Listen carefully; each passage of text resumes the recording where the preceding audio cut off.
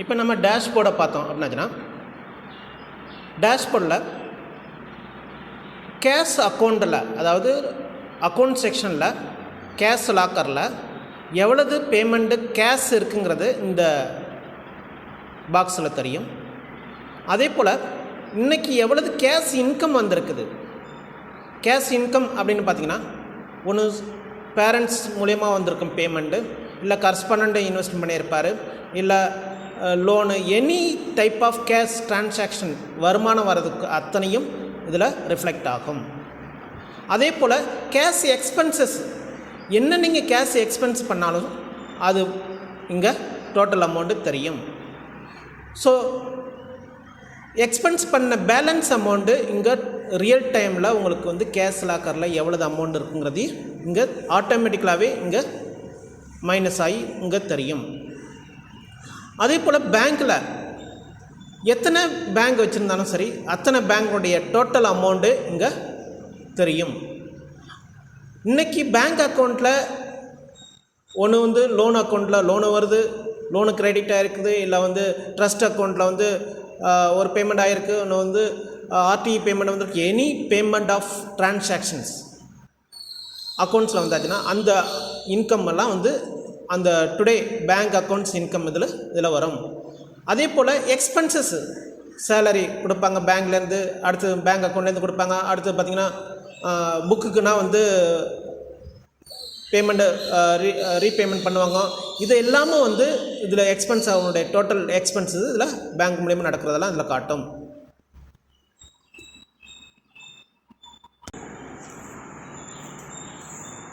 காமனாக ஒரு பேசிக் செட்டிங்னு ஒன்று இருக்கும் இல்லையா, ஒவ்வொரு சாஃப்ட்வேர்லேயும் பேசிக் செட்டிங் இருக்கும். அந்த பேசிக் செட்டிங்கை நம்ம ஃபஸ்ட்டு பார்க்கலாம். நம்ம சாஃப்ட்வேரில் என்னென்ன பேசிக் செட்டிங்கில் உங்களால் பண்ண முடியும். ஸோ இனிஷியலாக ஒரே ஒரு வாட்டி நம்ம வந்து செட் பண்ணுறது அது என்னென்னு பார்த்தீங்கன்னா செட்டிங்ஸில் உங்களுடைய ப்ரொஃபைலை வந்து அப்டேட் பண்ணிக்க முடியும். எப்படி அப்டேட் பண்ணுறது அப்படின்னு பார்த்தீங்கன்னா,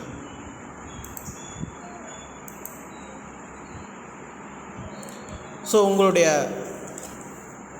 லோகோ, அதாவது brand name, company name, address, phone number, GST number, எது வேணாலும் இதில் வந்து நீங்கள் அப்டேட் பண்ணிக்க முடியும். உங்களுடைய ப்ரொஃபைல் பேஜ், உங்களுடைய லோகோவும் இதில் அப்டேட் பண்ணிக்க முடியும்.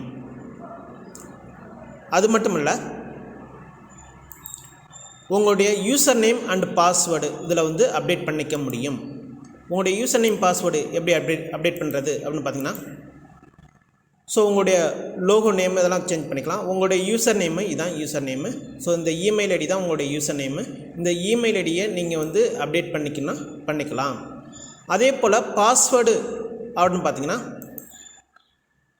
பாஸ்வேர்டையும் நீங்கள் வந்து அப்டேட் பண்ணிக்க முடியும் எந்த நேரத்தில் வேண்டுமானாலும். So password, old password, new password confirm இதை கொடுத்துட்டு சப்மிட் கொடுத்துட்டிங்கன்னா ஓல்டு பாஸ்வேர்டு சேஞ்ச் ஆகிக்கும். ஆட்டோமேட்டிக்கலாகவே நீங்கள் நியூ பாஸ்வேர்டு சேஞ்ச் பண்ணிக்கலாம் எப்போ வேண்டுமானாலும், எந்த நிமிஷம் வேண்டுமானாலும். ஃபுல் செக்யூரிட்டியோடு நீங்கள் ஒர்க் பண்ண முடியும். அது மட்டும் இல்லை, உங்களுடைய மேனேஜ் யூசர்ஸ், அதாவது உங்களுக்கு மட்டும்தான், அதாவது அஸ் ஏ கரஸ்பாண்டண்ட்டு உங்களுக்கு மட்டும்தான் எல்லா ஃபீச்சர்ஸும் தெரியணும். அக்கௌண்ட்ஸு செக்ஷனில் உள்ளவங்களுக்கு எல்லா ஃபீச்சர்ஸும் தேவையில்லை அப்படின்னாச்சுன்னா நீங்கள் உங்களுக்குன்னு தனி யூஸரை க்ரியேட் பண்ணிக்க முடியும். அக்கௌண்ட்ஸ்க்காக தனி யூஸரை க்ரியேட் பண்ணிக்க முடியும். ஃபார் எக்ஸாம்பிள் அக்கௌண்டன்ட் 1 அப்படின்ட்டு, இல்லை அவங்களுடைய நேமை கொடுத்தா நீங்கள் வந்து க்ரியேட் பண்ணிக்கிறீங்க. அக்கௌண்டன்ட் 1 அப்படின்னு கொடுக்குறீங்க. அவங்களுடைய இமெயில் ஐடி வந்து நீங்கள் டெமோ அக்கௌண்ட் அப்படின்ட்டு கொடுத்துக்கிறீங்க. அவங்களுடைய ரோல் வந்து யூஸரு, பாஸ்வேர்டு வந்து 1லேருந்து 8 வரைக்கும் கொடுத்துக்கிறீங்க.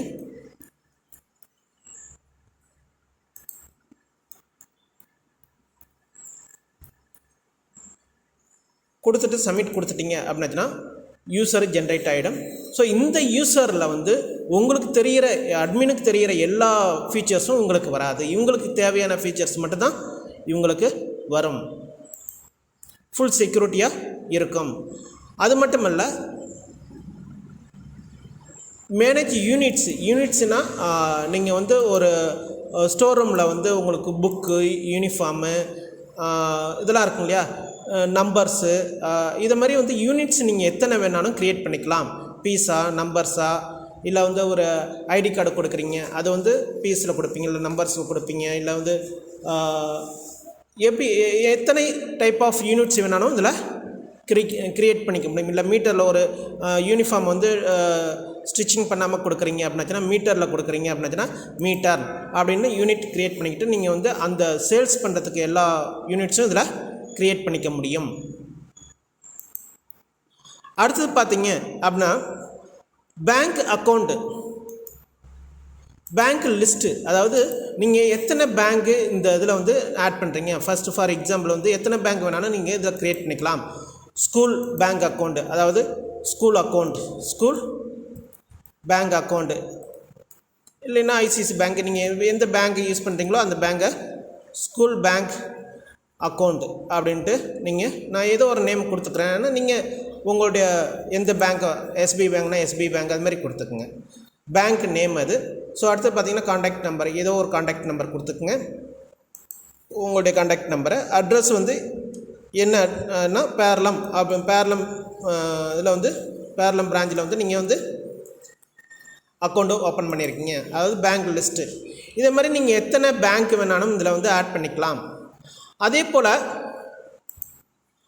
அந்த பேங்க் லிஸ்ட்டு நீங்கள் ஆட் பண்ணியிருக்கீங்க. அடுத்து வந்து பிரான்ச்சஸ், அந்த பேங்க்குடைய பிரான்ச்சஸ் இதெல்லாம் ஒன் டைம், அதாவது ஒன் டைம் செட் பண்ணுறது. ஸோ பேங்க் பிரான்ச்சு வந்து என்ன அப்படின்னாச்சுன்னா ஃபார் எக்ஸாம்பிள் வந்து ஸ்கூல் பேங்க் அக்கௌண்ட் அப்படின்னு பார்த்தீங்கன்னா இங்கே வந்து பிரான்ச் நேம் வந்து பேரளம். ஏன்னா நிறைய பிரான்ச்சு வச்சுருப்பாங்க, சில பேர் வந்து 2-3 பிரான்ச்சில் வந்து யூஸ் பண்ணுவாங்க. ஸோ அது மாதிரி உள்ளதுக்கெலாம் வந்து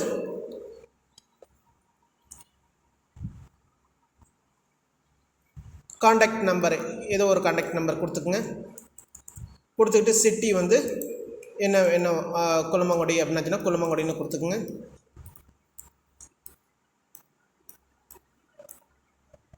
லொக்கேஷன், ஸோ என்ன வேணாலும் நீங்கள் லொக்கேஷனு சேம் காப்பி பேஸ்ட் பண்ணிக்கோங்க. அட்ரஸ் சேம் டைப் பண்ணிக்கோங்க. டைப் பண்ணிவிட்டு சப்மிட் கொடுத்துட்டிங்க அப்படின்னாச்சுன்னா ஒன் டைம்ஸ் பிரான்ச்சஸ் க்ரியேட் பண்ணிக்கங்க. இதெல்லாம் ஒன் டைம் இது. அடுத்து பார்த்தீங்க அப்படின்னாச்சுன்னா பேங்க் அக்கௌண்ட்டு, இப்போ தான் பேங்க் அக்கௌண்ட்டுடைய டீட்டெயில்ஸ்லாம் கொடுக்க போகிறீங்க. ஒரே பிரான்ச்சில் வந்து மல்டிபிள் அக்கௌண்ட் இருந்தாச்சுன்னா இந்த இதெல்லாம் ஆட் பண்ணுற மாதிரி இருக்கும். ஃபார் எக்ஸாம்பிள் வந்து பிரான்ச்சு, ஸோ என்ன அக்கௌண்ட்டு, எந்த பிரான்ச்சு, இதெல்லாத்தையும் ஆட் பண்ணுற மாதிரி இருக்கும். ஸோ ஒரே பேங்க்கில் தான் வந்து ட்ரஸ்ட் அக்கௌண்ட் வச்சுருப்பாங்க, ஸ்கூல் அக்கௌண்ட் வச்சுருப்பாங்க, எல்லாம் வச்சுருப்பாங்க. அதனால வந்து இது மாதிரி நம்ம பேங்க்கு தனியாகவும் பிரான்ச்சுக்கு தனியாகவும் அது மாதிரினா ஆட் பண்ண வேண்டியதாக இருக்குது. இப்போ வந்து account name, account holder name வந்து ஃபார் எக்ஸாம்பிள் ஸ்கூல் ஐசிஐசி பேங்க்கு அக்கௌண்ட்டு, ஸ்கூல் என்ன ஸ்கூல் நேமோ அந்த ஸ்கூல் நேமை போட்டுருங்க. ஃபார் எக்ஸாம்பிள் வந்து பெஸ்ட்டு ஸ்கூல். அக்கௌண்ட் நம்பரை வந்து ஏதோ ஒன்று டைப் பண்ணிக்கிறீங்க. ஸோ உங்களுடைய அக்கௌண்ட் நம்பரை டைப் பண்ணிக்கோங்க. அடுத்து வந்து பிரான்ச்சு, செலக்ட் பேங்க்கு, ஸ்கூல் பேங்க் அக்கௌண்ட்டு. அடுத்து வந்து பிரான்ச்சு, பேரளம் பிரான்ச்சு. அடுத்து பார்த்திங்கன்னா அக்கௌண்ட் டைப்பு, கரண்ட் அக்கௌண்ட்டா இல்லை சேவிங் அக்கௌண்ட்டா. நான் கரண்ட் அக்கௌண்ட்டு கொடுக்குறேன். அக்கௌண்ட் பேலன்ஸ், அந்த பேங்க்கில் எவ்வளவு பேலன்ஸ் இருக்குது. இப்போ கரண்ட்டாக வந்து அக்கௌண்ட் ஓப்பன் பண்ணும்போது நம்ம சாஃப்ட்வேரில் அக்கௌண்ட் ஓப்பன் பண்ணும்போது எவ்வளவு அந்த லைவில் எவ்வளவு பேலன்ஸ் இருக்குங்கிறத வந்து நீங்கள் ஃபார் எக்ஸாம்பிள் அங்கே வந்து ஒரு 10,000 இருக்குது அப்படின்னா இப்போ பேங்க் அக்கௌண்ட்டில் 10,000 இனிஷியல் அமௌண்ட்டு இருக்குது. இதுக்கப்புறம் நீங்கள் என்ன டெபாசிட் பண்ணாலும் ஆட்டோமேட்டிக்கலாக வந்து இதில் வந்து ஆட் பண்ணும்போது வந்து ஆட்டோமேட்டிக்கலாக இந்த 10,000 ஆட் ஆகிட்டே வந்துட்டுருக்கும். So initial amount, balance amount 10,000 இதில் இருக்குது.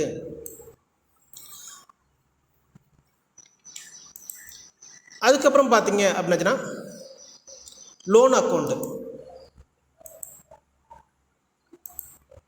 லோன் அக்கௌண்ட்டு அப்படின்னாச்சுன்னா எத்தனை லோன் அக்கௌண்ட் வேணாலும் இதில் க்ரியேட் பண்ணிக்க முடியும். பேங்க் லோனாக இருக்கட்டும், இல்லை ப்ரைவேட் லோனாக இருக்கட்டும், எனி பேங்க் இதை வந்து இஎம்ஐ கட்டக்கூடிய எத்தனை எல்லாத்தையுமே இதில் மேனேஜ் பண்ண முடியும்.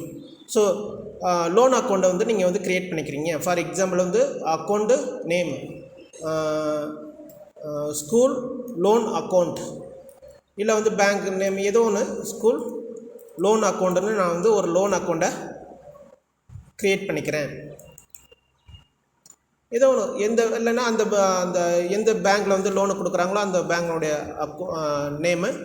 அடுத்து பார்த்திங்கன்னா வந்து அந்த அக்கௌண்ட் லோன் அக்கௌண்ட்டுடைய நம்பரு. ஸோ ஏதோ ஒரு நம்பரை நீங்கள் டைப் பண்ணிக்கோங்க. அடுத்து பார்த்தீங்க அப்படின்னாச்சுன்னா எந்த பிரான்ச்சில் ஸ்கூல் எந்த பிரான்ச்னா எந்த பிரான்ச்சில் அந்த பிரான்ச்சில் நீங்கள் செலக்ட் பண்ணிக்கலாம். ஒரே ஒரு வாட்டி தான் பிரான்ச் க்ரியேட் பண்ண போகிறீங்க. அது பேங்க் அக்கௌண்ட்டுக்கும் இல்லை லோன் அக்கௌண்ட்டுக்கும் ஒரே பேங்க்கில் தான் பண்ணுவீங்க. அடுத்தது பிரான்ச் வந்து பேரலம் பிரான்ச்சு. அக்கௌண்ட் டைப்பு அப்படின்னு பார்த்தீங்கன்னா கரண்ட் அக்கௌண்ட்டில் நீங்கள் வந்து லோன் வாங்குறீங்களா இல்லை சேவிங் அக்கௌண்ட்டில் வாங்குறீங்களா. ஸோ நான் வந்து ஸ்கூலுக்கே நான் வந்து லோன் வாங்குகிறேன். அடுத்து பார்த்திங்கன்னா லோன் அமௌண்ட்டு எவ்வளோதுனா ஃபார் எக்ஸாம்பிள் நான் ஒரு 10 lakhs லோனு வாங்கியிருக்கேன். இஎம்ஐ அமௌண்ட்டு பார்த்திங்கன்னா ஒரு இஎம்ஐ அமௌண்ட்டு ஒரு 25,000 நான் இஎம்ஐ பேமெண்ட் பண்ணுறேன். அடுத்து வந்து டோட்டல் இஎம்ஐ அப்படின்னு பார்த்திங்கன்னா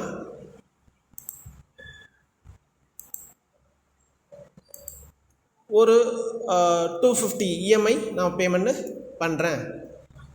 ஸோ எந்த டேட்டில் லோன் டேட்டு எந்த டேட்டு லோன் டேட்டையும் இதில் வந்து மென்ஷன் பண்ணிக்கிறேன்.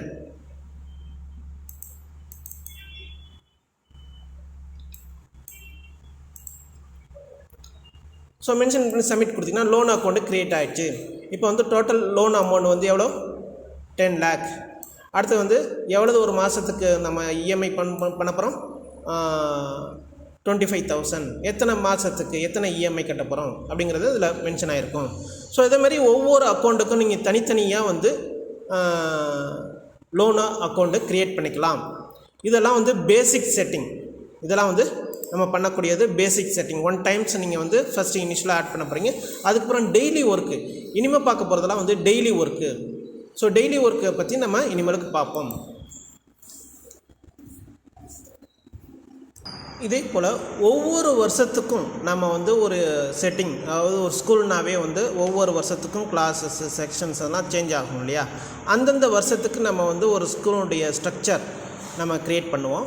ஸோ அது வந்து நம்ம ஃபஸ்ட்டு எடுத்தோடனே அகடமிக் இயர் அப்படின்னு பார்த்திங்கன்னா அகடமிக் இயர் பேஸ் பண்ணி தான் வந்து எல்லா ஸ்கூலுமே ரன் ஆகும். ஸோ நம்ம ஃபஸ்ட்டு வந்து அகடமிக் இயரை க்ரியேட் பண்ணுவோம். அகடமிக் இயரில் இதில் வந்து ஆல்ரெடி ரெண்டு இயரை க்ரியேட் பண்ணியிருக்கோம். நம்ம வந்து இன்னொரு இயரை நம்ம க்ரியேட் பண்ணுறோம். 2026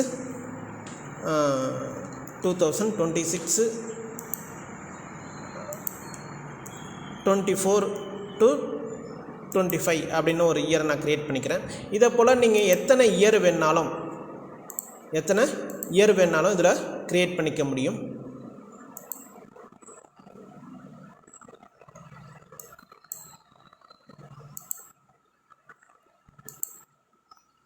இதே போல் நீங்கள் எத்தனை இயரை வேணாலும் க்ரியேட் பண்ணிக்க முடியும்.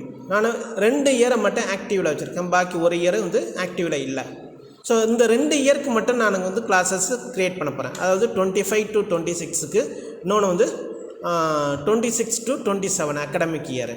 ஸோ இந்த எந்த இயரை நீங்கள் ஆக்டிவேட் பண்ணுறீங்களோ அந்த இயருக்கு மட்டும்தான் வந்து நீங்கள் கிளாஸ் க்ரியேட் பண்ண முடியும். அந்த இயருக்கு மட்டும்தான் நீங்கள் அக்கௌண்ட்ஸ்லாம் வந்து மேனேஜ் பண்ண முடியும். இப்போ வந்து நான் வந்து 2 இயரை க்ரியேட் பண்ணியிருக்கேன், 3 இயரை க்ரியேட் பண்ணியிருக்கேன். ஆனால் 2 இயரை ஆக்டிவேட் பண்ணியிருக்கேன், 1 இயரை இன்ஆக்டிவேட் பண்ணியிருக்கேன். இப்போ கிளாஸ் க்ரியேட் பண்ணேன் அப்படின்னா இந்த 2 இயருக்கு மட்டும் தான் க்ரியேட் பண்ண முடியும். ஆல்ரெடி நான் வந்து ஒரு இயருக்கு 2026 to 27க்கு வந்து நான் எல்கேஜி, அதாவது எல்கேஜி யூகேஜி இதெல்லாம் ஆட் பண்ணியிருக்கேன். இப்போ 2000 இதிலே நான் இன்னொரு இயரை ஆட் பண்ணுறேன் அப்படின்னாச்சுன்னா, இன்னொரு கிளாஸ் நான் ஆட் பண்ணுறேன் அப்படின்னாச்சுன்னா, ஸோ எந்த இயர் 2026 to 27ல் நான் வந்து செகண்ட் ஸ்டாண்டர்டு ஒன்று ஆட் பண்ணுறேன் அப்படின்னாச்சுன்னா செகண்ட் ஸ்டாண்டர்டை நீங்கள் எப்போ வேணாலும் இதில் ஆட் பண்ணிக்கலாம். அதே போல் தேர்ட் ஸ்டாண்டர்டு ஆட் பண்ணிக்கலாம். ஆட் பண்ணிவிட்டு நீங்கள் எத்தனை கிளாஸ் வேணாலும் இதில் க்ரியேட் பண்ணிக்கலாம். அதே போல் ஒவ்வொரு கிளாஸுக்கும் நம்ம வந்து செக்ஷனும் இதில் வந்து ஆட் பண்ணிக்க முடியும். இந்த இயருக்கும் நீங்கள் வந்து கிளாஸ் ஆட் பண்ணிக்கலாம். அந்த இயரை மட்டும் நீங்கள் வந்து சேஞ்ச் பண்ணிவிட்டு 2025 to 26க்கு வந்து நான் எல்கேஜி மட்டும் ஆட் பண்ணுறேன். எல்கேஜி மட்டும் 2026ல் வந்து நான் ஆட் பண்ணிக்கிறேன். இல்லை வந்து யூகேஜி வேணோட நீங்கள் ஆட் பண்ணிக்கலாம். யூகேஜி ஆட் பண்ணிவிட்டு நான் சப்மிட் கொடுக்குறேன். அப்போ பார்த்தீங்கன்னா இந்த 2026 to 27ல் வந்து இந்த கிளாஸஸ்லாம் இருக்குது. 2025 to 26ல் வந்து நான் எல்கேஜி யூகேஜி 2 கிளாஸ் தான் ஆட் பண்ணேன். 2 கிளாஸும் இங்கே ஷோ ஆகுது. அதே போல் செக்ஷன் ஒவ்வொரு கிளாஸுக்கும் வந்து செக்ஷனும் இதில் வந்து நீங்கள் எப்போ வேணாலும் இதில் ஆட் பண்ணிக்க முடியும். அதாவது நான் ஏற்கனவே எல்கேஜிக்கு வந்து ஏபி அப்படின்னு கொடுத்துருக்கேன். இப்போ வந்து எந்த இயர்னால் நான் 2026 கரண்ட் இயருக்கு நான் வந்து ஆட் பண்ணுறேன் அப்படின்னு பார்த்தீங்கன்னா, அடுத்து வந்து யூகேஜிக்கு வந்து நான் வந்து ஏ செக்ஷன் மட்டும் கொடுக்குறேன், சப்மிட் கொடுக்குறேன். அடுத்து வந்து ஃபஸ்ட் ஸ்டாண்டர்டுக்கு வந்து ஏ செக்ஷன் மட்டும் கொடுக்குறேன், பி செக்ஷனை ஆட் பண்ணால் ஆட் பண்ணிக்கலாம். கொடுத்தாச்சு அப்படின்னாச்சுன்னா இங்கே வந்துட்டு உங்களுக்கு ஒவ்வொரு கிளாஸுக்கும் எத்தனை செக்ஷன் இருக்குதோ அத்தனை செக்ஷனும் இங்கே ஆட்டோமேட்டிக்கலாகவே ஷோ ஆகும். அதை எடிட் பண்ணோட நீங்கள் எடிட் பண்ணிக்கலாம். அதே போல் இதில் வந்து ஒரு பேசிக் செட்டிங், ஒரு வருஷத்துக்கு நம்ம வந்து இனிஷியலாக வந்து ஒரு ஸ்கூலுடைய ஸ்ட்ரக்சர் எப்படி இருக்குது, எத்தனை கிளாஸ் இருக்காங்க, எத்தனை செக்ஷன் இருக்காங்க அப்படிங்கிறத நம்ம க்ரியேட் பண்ணுவோம். இந்த செக்ஷன் க்ரியேட் பண்ணதுக்கப்புறம் அடுத்த ஸ்டெப்ஸ் என்னென்னு பார்த்தீங்கன்னா, ஸ்டூடெண்ட்டை ஆட் பண்ணுவோம்.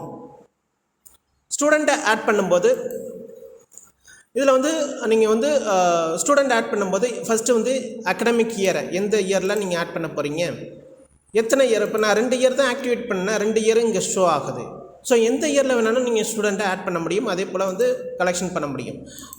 அதுக்கப்புறம் பார்த்திங்கன்னா, இப்போ எல்கேஜியில் நான் ஒரு ஸ்டூடெண்ட் ஆட் பண்ணணும் அப்படின்னாச்சுன்னா எல்கேஜி நான் செலக்ட் பண்ணிவிட்டு நான் வந்து ஏ செக்ஷனில் ஆட் பண்ணணும் அப்படின்னாச்சுன்னா ஏ செக்ஷனில் வந்து இல்லை நான் ஒரு பி செக்ஷனில் ஆட் பண்ண போகிறேன் அப்படின்னாச்சுன்னா பி செக்ஷனில் செலக்ட் பண்ணிவிட்டு இங்கே வந்துட்டு கமல் அப்படின்ட்டு ஒரு நேமில் நீங்கள் ஆட் பண்ணுறீங்க. அவங்களுடைய ஃபாதர் நேமை வந்து கணேசன் அப்படின்னு கொடுக்குறீங்க. ஃபோன் நம்பரை வந்து ஏதோ ஒரு நம்பர் கொடுக்குறீங்க, நக்கம்பாடின்னு கொடுக்குறீங்க, நார்மல் ஸ்டூடெண்ட். அதே போல் இந்த பி செக்ஷனில் எத்தனை ஸ்டூடெண்ட், ஒரு 50 ஸ்டூடெண்ட்னா 50 ஸ்டூடெண்ட்டும் ஒரே நேரத்தில் நீங்கள் ஆட் பண்ணிவிட்டு ஒரே கிளிக்கில் நீங்கள் சப்மிட் கொடுத்துடலாம். அடுத்து வந்து கணேஷ் அப்படின்ட்டு நான் ஒரு